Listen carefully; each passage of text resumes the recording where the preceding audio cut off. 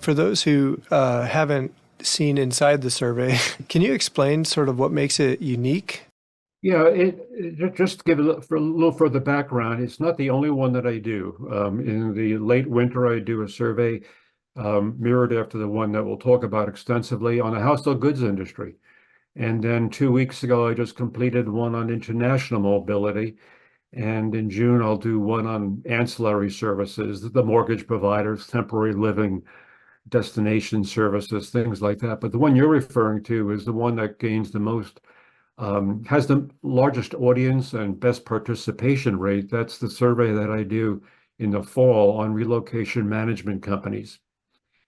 And this individual from Johnson and Johnson gave me the idea, and over the years I've refined it. And what I do now is usually every summer I inquire amongst my database of corporate managers what attributes are important to you, and I list maybe 30 or 40, and they rank them. And those are the questions that I then focus on when I asked in this fall survey on how is your relocation management company doing. I used the top questions from that attribute earlier survey to really hone in on what might be the major focus of corporate managers today. When I send the survey out, it goes out to all 1,000 people. And if some people want to participate, that's great. Others may choose not to because they're too busy or they're on vacation or whatever have you.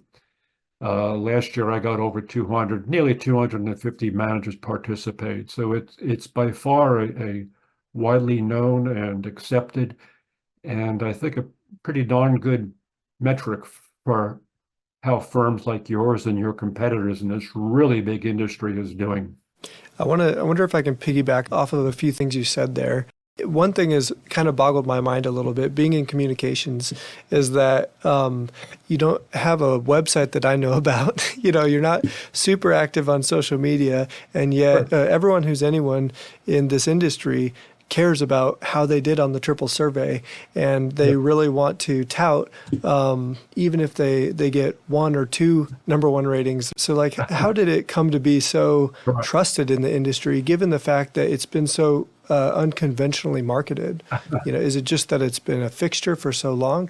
I think it has been a fixture for many years. I did have a website, but I found through the provider that I was working with, I was getting very little traffic. And being a small business owner, it just wasn't worth the investment in money or my time to maintain that. So I dropped that a couple of years ago, and no one's questioned it. Uh, I've never been a big believer in social media. Maybe it's my age and my upbringing. I still read hardcover books, and I don't do much in social media. So I think it's just been based upon a recognition that it's fair and it's unbiased and it spreads through word of mouth.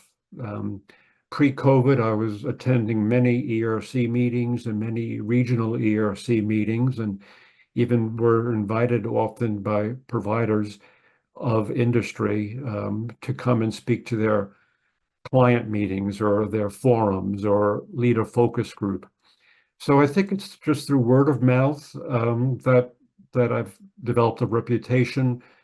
My client list is, if anything, it's not growing anymore. It's probably shrinking a little bit because there's turnover in the industry. And unfortunately, one relocation manager who is leaving a job may not reference me to the new manager. And when I send out my survey, it gets shot back as being no such recipient.